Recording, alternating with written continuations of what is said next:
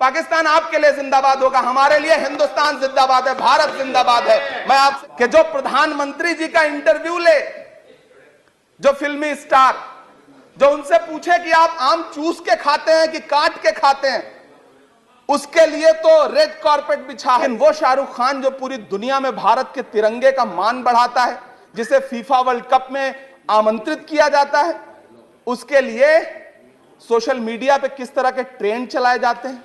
कौन सा सबका साथ सबका विकास है महोदय? तो उस भाषण के महज 2.5-3 घंटे बाद उनके गृह राज्य गुजरात में बिल्किस बानो के आरोपी रिहा किए जा रहे थे। उसी दिन उन्हें माला पहनाया जा रहा था, उनका सम्मान किया जा रहा था। ये कौन सा सबका साथ सबका विकास है? इसी थके हुए दस्ते तलब से मांगते हैं, इसी थके हुए दस्ते तलब से मांगते हैं।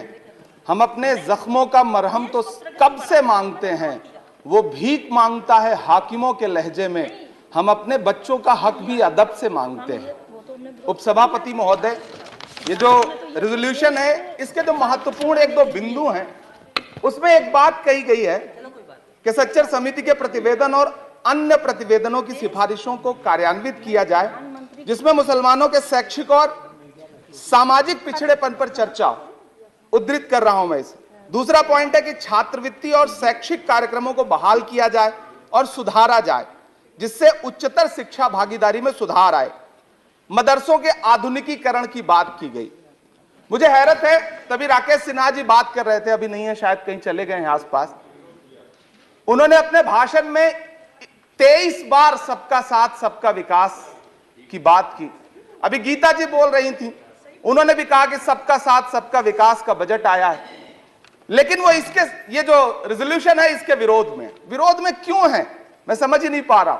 अगर आप सबका साथ सबका विकास का दावा कर रहे हैं, सबका साथ सबका विकास के नारे लगा रहे हैं, तो अगर एक पर्टिकुलर एक कम्युनिटी जो जिस सच्चर कमेटी की सिफारिशों में यह तय हो गया है कि वो दलितों से भी बदतर स्थिति में है, उसका आर्थिक सामाजिक स्थिति ऐसी है, अगर उसके उत्थान के लिए कोई बिल बात कर रहा है तो फिर उसके विरोध में है क्यों?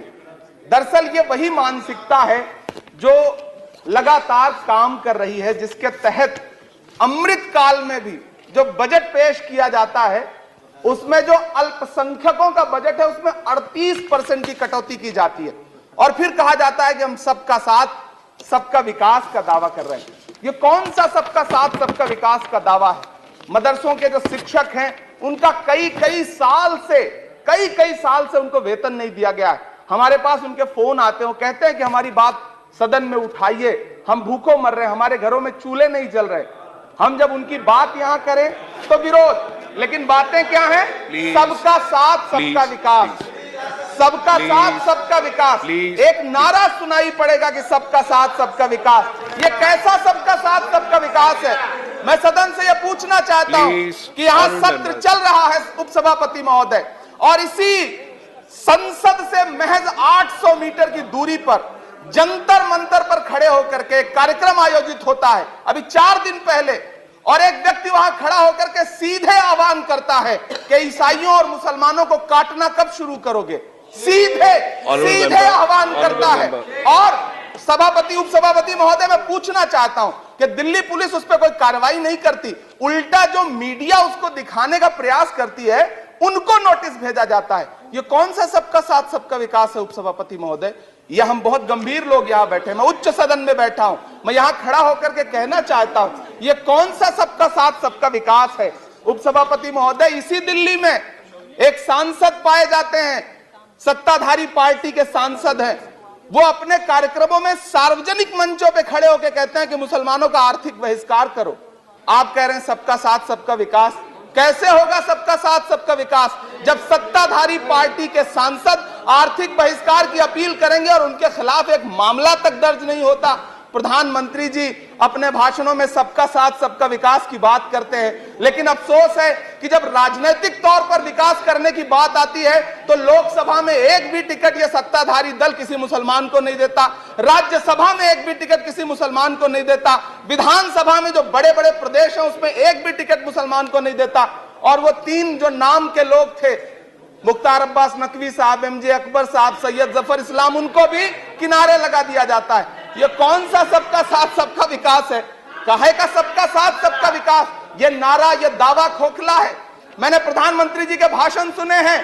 जब 3 तलाक पर बिल आ रहा था उपसभापति महोदय, तो प्रधानमंत्री जी कहते थे कि मैं अपने मुस्लिम बहनों को हक दिलाना चाहता हूं, उनके न्याय के लिए लड़ रहा हूं, ये बिल मैं उनके लिए ला रहा हूं। आपने भी सुना होगा वो नारा। मैं तो उपसभापति महोदय बचपन से जिस विद्यालय का पढ़ा हूं, वहां संस्कृत का एक श्लोक सुना करता था कि यत्र नार्यस्तु पूज्यन्ते रमन्ते तत्र देवता। मैं इसे सुना करता था उपसभापति महोदय। और फिर आज जब यहां सदन में खड़ा हूं, तो मैं पिछले दिनों लाल किले से प्रधानमंत्री जी की, लाल किले की प्राचीर से वो भाषण, उनकी वो तकरीर भी सुन रहा था, जब वो कह रहे थे कि महिलाओं को बिना हक दिलाए देश आगे नहीं बढ़ सकता। जब वो लाल किले की प्राचीर से ये बात बोल रहे थे, तो उस भाषण के महज 2.5-3 घंटे बाद उनके गृह राज्य गुजरात में बिल्किस बानो के आरोपी रिहा किए जा रहे थे। उसी दिन उन्हें माला पहनाया जा रहा था, उनका सम्मान किया जा रहा था। ये कौन सा सबका साथ सबका विकास है? उपसभापति महोदय, मैं तो आपसे कहना चाहता हूं कि जो प्रधानमंत्री जी का इंटरव्यू ले, जो फिल्मी स्टार, जो उनसे पूछे कि आप आम चूस के खाते हैं कि काट के खाते हैं, उसके लिए तो रेड कारपेट बिछा है। जो अभिनेत्रियां उनकी विचारधारा के समर्थन में बात करें, समर्थन से ज्यादा आगे बढ़ के बात करें, उनके लिए जेड सिक्योरिटी है। लेकिन वो शाहरुख खान जो पूरी दुनिया में भारत के तिरंगे का मान बढ़ाता है, जिसे फीफा वर्ल्ड कप में आमंत्रित किया जाता है, उसके लिए सोशल मीडिया पे किस तरह के ट्रेंड चलाए जाते हैं? कौन सा सबका साथ सबका विकास है महोदय? मेरा नाम इमरान है। मैं उस पीड़ा को महसूस करता हूं जिस पीड़ा का जिक्र अभी मनोज झा जी कर रहे थे। मैं उस पीड़ा से गुजरता हूं, इसलिए मैं आपसे यहां खड़ा होकर कहता हूं कि हम हर दिन सुनते हैं, कई सारे मंत्री हैं जो ट्रेवल एजेंसी खोल के बैठे हैं, जो कहते हैं कि देशभक्ति हर दिन देशभक्ति साबित करो, चले जाओ वहां चले जाओ। मैं तो उनसे कहना चाहता हूं कि तुमने नफरत का जो बाजार सजाया हुआ है, तू ये कहता है मुसलमान पराया हुआ है, आजा दिल चीर के दिखलाऊं वतन का नक्शा, मेरा भारत मेरी सांसों में समाया हुआ है। हम उसको किसी को हर दिन उसका सबूत नहीं देते फिरेंगे। ऐसे में अगर ये बिल मांग करता है कि मुसलमानों के शैक्षिक और उनके सामाजिक, उनके आर्थिक उत्थान के लिए सरकार उस पर ध्यान दे, तो फिर तकलीफ क्या है, दिक्कत क्या है? क्या आपका जो नारा है वो झूठा है? क्या सबका साथ सबका विकास का नारा सिर्फ खोखला है? बजट से तो यही जाहिर होता है, आप लगातार घटाते जा रहे हैं बजट, आप लगातार कटौती करते जा रहे हैं। पूरे देश में प्रधानमंत्री जी दावा करते थे सबका साथ सबका विकास के नारे के साथ कि 2022 में हर व्यक्ति के छत पर, घर पर, सर पर छत होगी। यह प्रधानमंत्री जी का उद्धृत किया गया बयान है।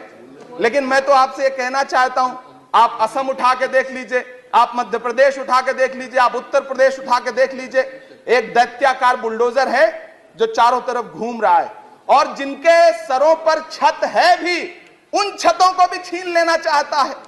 लेकिन क्या प्रधानमंत्री जी इसे देखते नहीं है? क्या भारतीय जनता पार्टी सरकार के जिम्मेदार नेता इसे देखते नहीं है कि वो बुलडोजर सिर्फ लोगों का घर नहीं कुचल रहा है, संविधान को कुचल रहा है, लोकतंत्र को कुचल रहा है। गुवाहाटी हाईकोर्ट की वो का स्टेटमेंट सुनिए आप, पटना के एक जज साहब का स्टेटमेंट सुनिए आप, फिर अदालतों का क्या काम रह जाता है? ऐसे में सबका साथ सबका विकास कैसे माना जाए? उपसभापति महोदय, मैं तो आपसे ये कहना चाहता हूं कि पूरी दुनिया में कहीं भी जब कोई अल्पसंख्यक सफल होता है, किसी उच्च पद पर पहुंचता है, तो हम सारे लोग, हमारे तमाम साथी खुश होते हैं। ऋषि सुनक जब प्रधानमंत्री बनते हैं तो भारत में जश्न मनाया जाता है, मुझे खुशी होती है। आप दुनिया के किसी दूसरे देश में अल्पसंख्यक अगर सफल होता है तो आप खुश होते हैं, मिठाइयां बांटते हैं। लेकिन अपने देश में अल्पसंख्यकों के खिलाफ किस किस तरह के नारे इसी दिल्ली और उसके इर्द गिर्द लगाए जाते हैं, क्या वो हम नहीं सुनते हैं?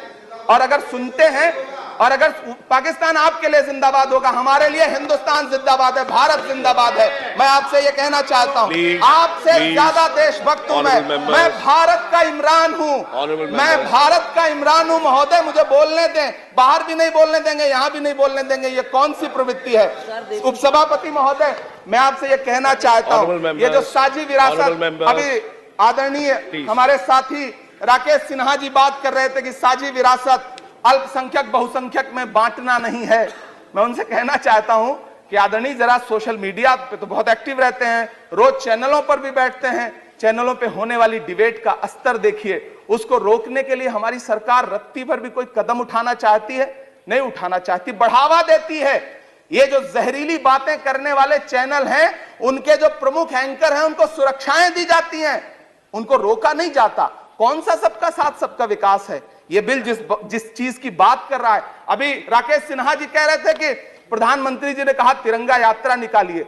मुझे पूरा विश्वास है कि प्रधानमंत्री जी ने कठुआ के बलात्कारी के समर्थन में तिरंगा यात्रा निकालने के लिए कभी नहीं कहा होगा, लेकिन फिर भी निकली, लेकिन किसी ने रोका नहीं, किसी ने कोई आवाज नहीं उठाई। उपसभापति महोदय, दर्द बहुत सारे हैं, लेकिन ये जो रेजोल्यूशन लेकर के आए हैं उसमें जो शैक्षिक और आर्थिक बातों को उद्धृत किया गया है, मैं आपसे अनुरोध करूंगा कि इसे देखा जाए, इसे जांचा जाए। गीता जी कह रही थी अभी भारत जोड़ो यात्रा पे कि भारत टूटा कहां है? भारत टूटा नहीं है, भारत को कोई तोड़ भी नहीं पाएगा। भारत को तोड़ने का सपना देखने वालों को हमारी आदरणीय इंदिरा गांधी जी ने 2 टुकड़ों में तोड़ दिया था, बांट दिया था। भारत को कोई तोड़ नहीं पाएगा, लेकिन भारत देश में आर्थिक तौर पर, सामाजिक तौर पर जो बंटवारा करने की साजिश मौजूदा सरकार और सरकार के आनुषंगिक संगठन कर रहे हैं, जो आनुषंगिक संगठन कर रहे हैं, उनको रोकने के लिए सरकार क्या कर रही है? मैं अंत में इतना कहना चाहता हूं उपसभापति महोदय के यूपीए के शासनकाल के दौरान श्रीमती सोनिया गांधी जी के प्रयास से, डॉक्टर मनमोहन सिंह साहब के प्रयास से दलित और अल्पसंख्यक बच्चों के लिए फ्री रेजिडेंशियल यूपीएससी की कोचिंग शुरू की गई। हमने ये किया, और इसी सरकार के दौरान एक टीवी चैनल ने एक प्रोग्राम बनाया जिसका नाम आपको पता है क्या रखा? यूपीएससी जिहाद। ये शब्द क्या इस देश में सुने जाने लायक है? लेकिन सरकार ने क्या किया? एक शब्द नहीं बोला। माननीय उच्चतम न्यायालय ने संज्ञान लिया, जब लोग उच्चतम न्यायालय गए तब वो कार्यक्रम रुक सका। ऐसे कार्यक्रम बनाए जा रहे हैं और सरकार कह रही है कि सबका साथ सबका विकास। उपसभापति महोदय, मैं अंत में आपसे इतना कहना चाहता हूं कि ये जो आर्थिक और सामाजिक आधार पर जो बहुत बड़ी खाई है, उसको पाटने के लिए ये जो रेजोल्यूशन लाया गया है, मैं इसका समर्थन करता हूं। तमाम वो शहर जहां अपना छोटा छोटा रोजगार है, जिनका, जैसे मुरादाबाद का पीतल उद्योग, अलीगढ़ का ताला उद्योग, या देश में जो तमाम शहरों में बुनकर उद्योग है, इस सब की बढ़ोतरी के लिए, इनको आगे बढ़ाने के लिए, इन्हें संजोने के लिए ये बिल बहुत कारगर रहेगा। शैक्षिक तौर पे लोगों को आगे लाने के लिए बहुत कारगर रहेगा। तो मैं ये रेजोल्यूशन बहुत कारगर रहेगा। और मैं अपने सत्ता पक्ष के साथियों से कहना चाहता हूं कि रिश्तों की ये नाजुक डोरें तोड़ी थोड़ी जाती हैं, अपनी आंखें दुखती हों तो फोड़ी थोड़ी जाती हैं। हम भी इसी देश का हिस्सा हैं। हम आपसे अनुरोध करते हैं कि इस रेजोल्यूशन को संजीदगी से लिया जाए। मैं इसके समर्थन में अपनी बात रख रहा हूं। धन्यवाद।